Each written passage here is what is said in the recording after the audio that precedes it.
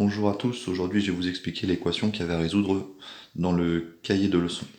Alors j'ai mis en bleu la maison des x à gauche de l'équation et j'ai mis en rouge la maison des nombres à droite. Le but étant de trouver la solution de cette équation, c'est-à-dire quel nombre je dois mettre pour x pour que cette égalité soit vraie.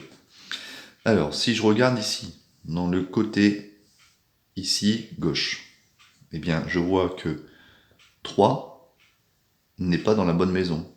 Il habite chez les x, alors qu'il devrait habiter chez les nombres. Donc le 3 me gêne en fait. Donc pour faire disparaître 3 en mathématiques, on va faire moins 3.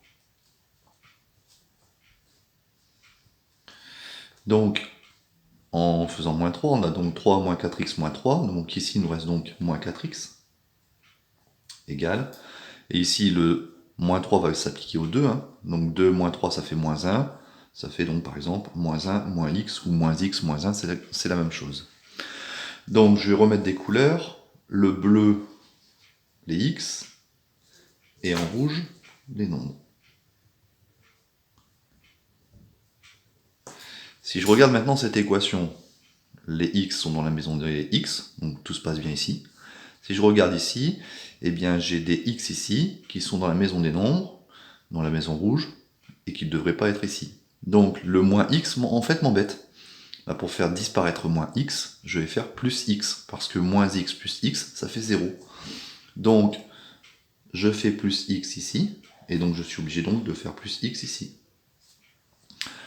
Je calcule, je réduis, donc moins 4x plus x, ça fait donc moins 3x, égal. Et donc moins x plus x, ça fait 0, donc là il reste moins 1.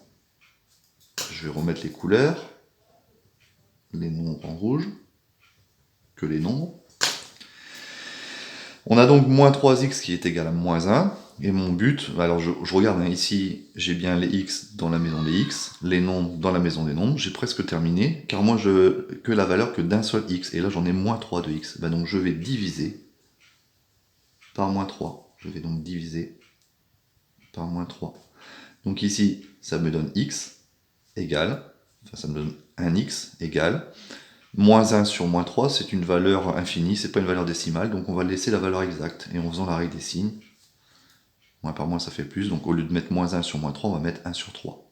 Voilà la solution de cette équation, c'est-à-dire que si je remplace x là-dedans, dans le membre de gauche, donc ça fait 3 moins 4 fois 1 tiers, eh bien je vais forcément trouver le même résultat que si je fais 2 moins 1 tiers. Voilà, donc ça c'est la solution de cette équation. J'espère que ça vous aidera.